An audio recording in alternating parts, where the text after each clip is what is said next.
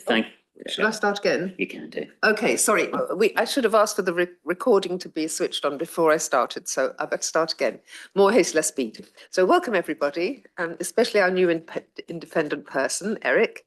And we'll start with item 1, apologies for absence. Thank you, Chair. We've received apologies of absence from Councillor Lizzie Diggins, but I believe she will be attending online at some point. Yes, we might ask about that later on. Item 2, declarations of interest. Have you turned on your microphone? It's for item number 6, the Code of Conduct complaints. I am in the same political party as David Henwood, so I don't know whether that counts as an interest. Right, Emma, can you hear us there? Oh yes, sorry. Yes, I can. It doesn't count as a conflict of interest in terms of your members' register of interests. However, it will depend upon you as to whether you can approach the decision with an open mind, etc., as to whether you consider it. So I would suggest that you make that clear before the item, and then if you feel that you can't, you ought to leave the room during the consideration of the item. And I note that Councillor Sarge Malik is also mentioned in item 6, but I don't think there's anything for us to decide on that, is there? Because he's my ward councillor. Again, that wouldn't be a problem for this, and other than for the same reasons, but no, that wouldn't be the same sort of implication, as it were. Thank you. Okay, any other declarations of interest? No.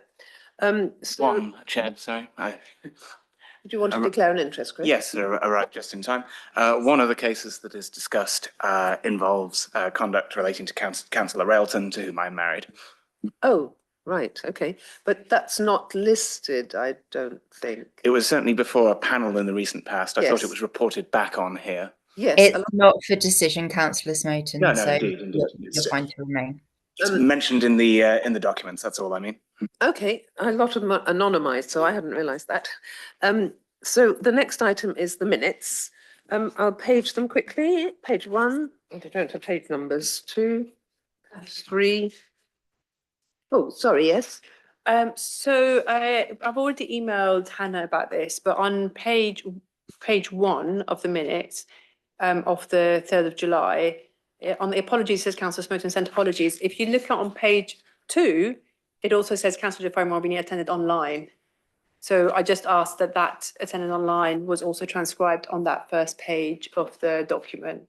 It still says absent on the tally on the chart online when you look at our attendances, because apparently attending online, I didn't realise since COVID that attending for a short meeting online was not with the Local Government Act, is basically still put down as absent. Did you hear that, Lizzie? Because that applies to you as well. It does seem unfair if somebody takes the trouble to attend. We know they can't vote, but it would be good to have their presence recorded as having been present. Is that not possible, Emma or Hannah or Jonathan? It's we can record it in the minutes, but in terms of the legislation and the way, in particular, the way that therefore the system's configured, there isn't the option to show attendance other than being present or not being present, i.e. absent or given apologies.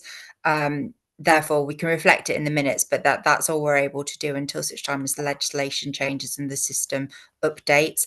There was an exception to that during COVID, which we cannot go back and change, because during COVID, there was the legislative provision to allow remote attendance and it to count towards attendance. That shows on the website for meetings, and we've got to have that there, because if we delete that option, it then removes attendance during COVID for those members that legitimately attended in line with the legislation remotely. So whilst there is that option online, we can't use that now because the legislation doesn't allow us to. Amazing bureaucracy. Hosnia? I didn't know what to turn that off. Is it possible to note in the minutes that obviously this is an access issue, one, and also secondly, the issue is that, for example, with a lot of the only reason and the NHS allows for some certain days to be taken as duty leave if you're a representative, and essentially the taxpayer has paid for me to be on duty leave all day today, for me to be able to attend this meeting at 6 p.m, which I feel is poor use of taxpayers' money. And I would just like that to be noted for the future, if, you know, when we come to the future, and if there's any input into the legislation, that this gets it's public Yes. bodies allow some duty leave. Yes. And I believe it is poor use of taxpayers' money to make me come Yes. in for a Thank short you. period of time. Jonathan, could you contact the government and ask them when they're going to change the legislation? Because it would make a lot of sense, especially. I can't imagine that the government are looking at the legislation at the moment. They have announced that they are looking at standards in particular, but more the regime. And even with that, they've said when the legislative timetable allows. As far as I'm aware, they've got no intention of looking at the regulations that deal with councillor attendance and meetings per se. That may change once they've gone through local government reorganisation. I would suggest that if something wants to go to the government, that it is posed as a question at council or and asked at the cabinet. I'm not, with the greatest of respect, Jonathan, I'm not entirely certain what sway it would get from a community services officer at a district council. Oh, I don't know. I think Jonathan's very important. Anyway, let's look at the minutes, page 3. Can we move on, please, Hosnia? Sorry, I was going to suggest, is it possible for you as chair of the committee to suggest that maybe Okay. the leader of the council writes to, Yes, you know, I the can do that appropriate- informally. Would that and possibly try and- possible? Yes, Thank you. no, that's fine, yes. Page 3, any corrections to the minutes? Page 4, page 5. Right, so the minutes are accepted as a correct record. And we can move on to item 4, there's nobody. Item 5, there's nobody. Item 6. So this is the main item on our agenda. And there's one correction to paragraph 4. It's a minor correction really. So this is item 6, paragraph 4, if you're keeping up. It just has wrong dates. The dates are as specified in the title of this report, so they're much more recent than that. They're from the 1st of July of this year to the end of October, I think. Any other things to add? I don't think so, are there? No. So we can, there was one other slight problem, which is that in some formats, the appendices weren't easily accessible, but I hope you've all seen the appendices. And so we then can look at the report and you can see items 1 and 2. Those are the ones that are going to be presented to council on the 24th of November. That was the 2 local hearings, which are in one of the appendices. And then item 3, I'm not sure about. Item 4 is the David Henwood one, which we're going to review today. And Emma can tell us a bit more about that. So it says in the table that item 4 is concluded, but that's not strictly speaking right, because it's still to be reviewed. And the details of that are in paragraph 17 to 20. Emma, do you want to say something about this as by way of introduction? Because this is something we haven't done much in the past, if at all. Yep, that's fine. So, as the committee will be aware, there was a complaint submitted against Councillor Henwood by former Councillor Trish. Sorry, my mind's gone blank. Elphinstone. Sorry, I was trying not to say Liz because I keep doing that too, so I do apologise. Which was submitted in relation to online activity in which she stated that he was targeting her in an intimidating and bullying manner. On receipt, that was passed for independent investigation.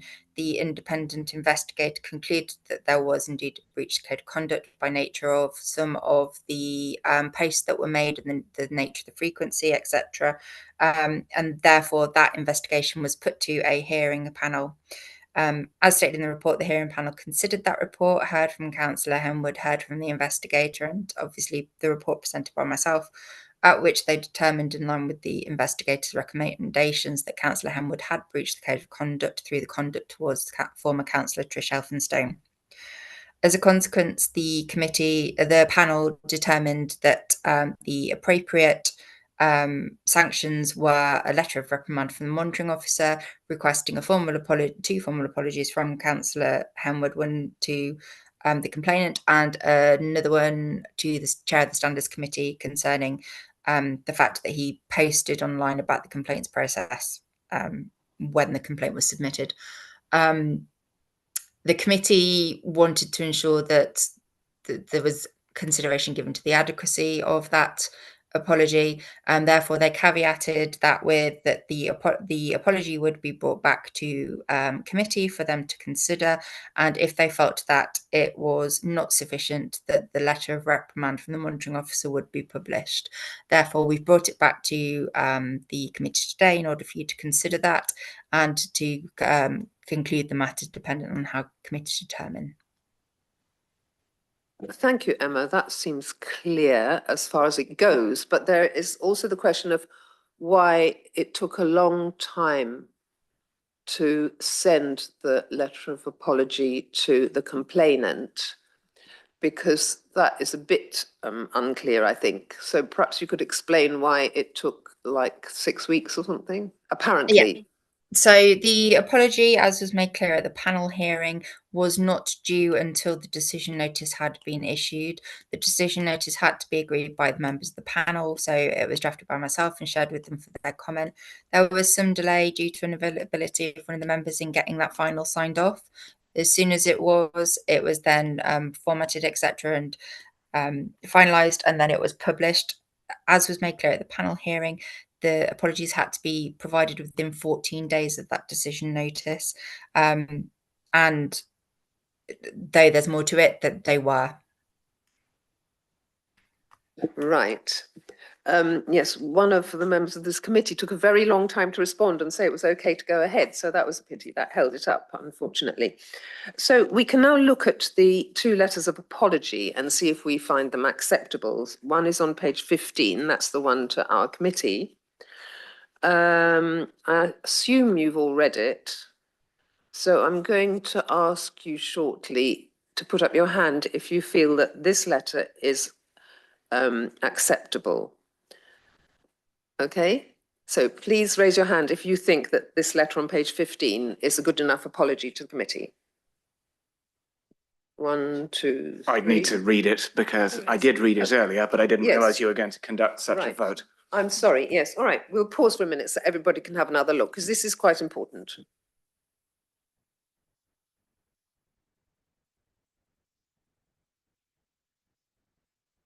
Short. When he came towards the panel, could we know what it was about the apology that the panel thought should come back to us for consideration? Is it because he didn't include the bit about unproven and potentially false or misleading? No, it was in any case going to come back to us. It wasn't specially sent by the panel. Oh.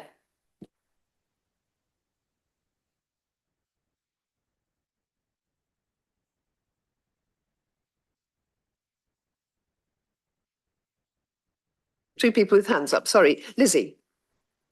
Yeah, it might be that Emma was going to say this, but I think it was more because the apology is to the Standards Committee. So in terms of who is deciding whether it meets the requirements, I think it makes sense that it's the person to whom it's addressed, which in this case is us. Yes, Emma? Also, I can't go into too much in terms of what was discussed at the panel hearing, but as has been seen subsequent to it, Councillor Henwood does hold the view that he has not necessarily breached the code of conduct, and I think the panel wanted to ensure that the apology was adequate and therefore did recommend that it was reviewed when received, and therefore that's why it's before committee. We wouldn't ordinarily bring apologies of this nature back. For example, we would only ordinarily report where we've issued a sanction and a member has not complied with it. Mm-hmm. Okay, any questions? No, so I'll ask the same question again then. Please raise your hand if you think that this apology is adequate, the apology to the committee. 1, 2, 3, 4. Okay, that's a majority. Thank you very much. Do you want to say anything, Naomi? No, I mean, I highlighted it before, and I've seen on social media since. I've seen on social media since, and I highlighted before, that he's only really accepting that the language was inappropriate, but he's not saying that he made misleading statements. And obviously part of the report seems to be that he was making misleading and unproven statements, and he hadn't accepted that publicly. So that was why I voted against. Oh, yes, that's interesting. It's true that this is just about the language. Emma, do you have a comment on that, please? No, I mean, Councillor Henwood knows what the findings are of the committee. I do know that he doesn't necessarily agree with them. I can't comment any further than that, really. The apology as he submitted is the apology as he submitted. Okay, well, a majority find it's adequate. So we'll now look at the second letter of apology, which is the one to the complainant, and that's on page 17.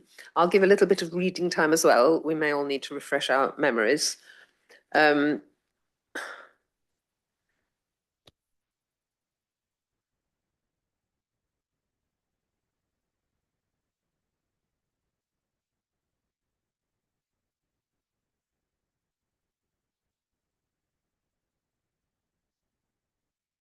Right, I'll ask again if the committee feels that this apology is adequate.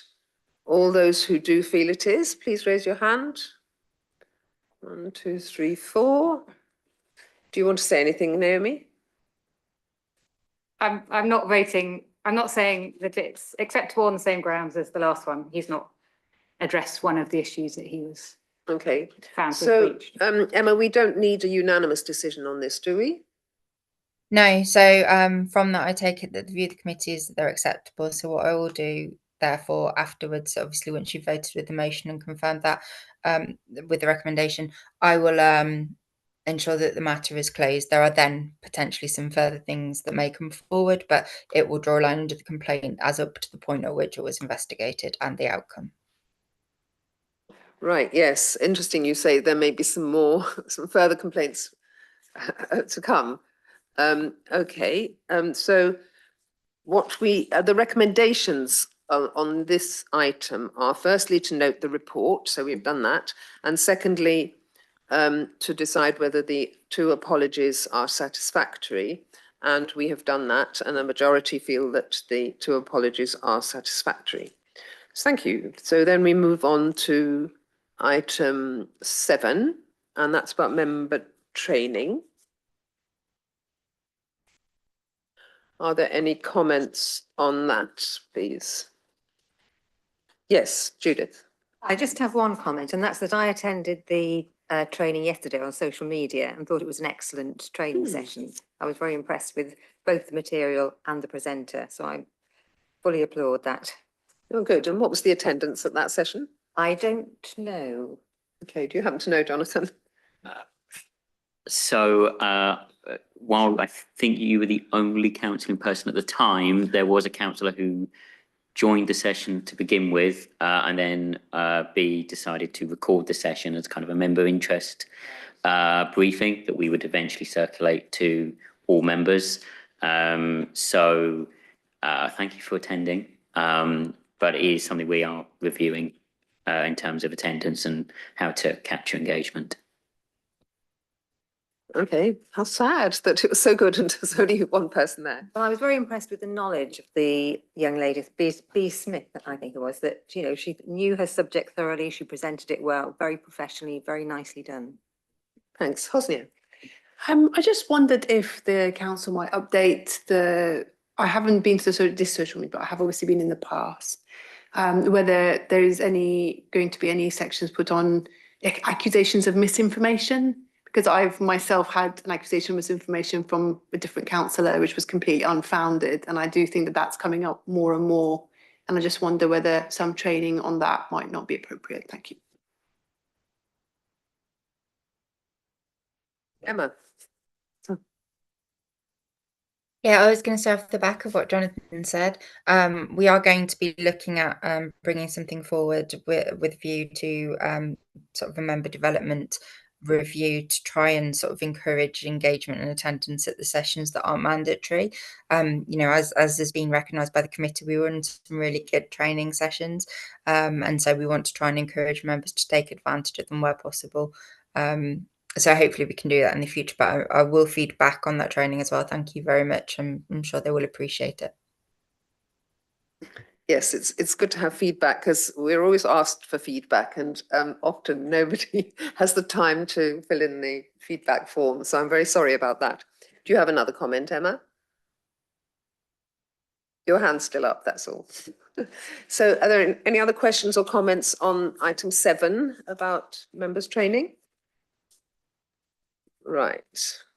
And then item 8, the final item, is just about the date of the next meeting. So please note that. But before I conclude, I'd just like to ask Eric if he has any questions or comments. It's been a bit of a whirlwind ride and probably it's new to you. No. Would you please press the right hand button so that the red light comes on? Wonderful.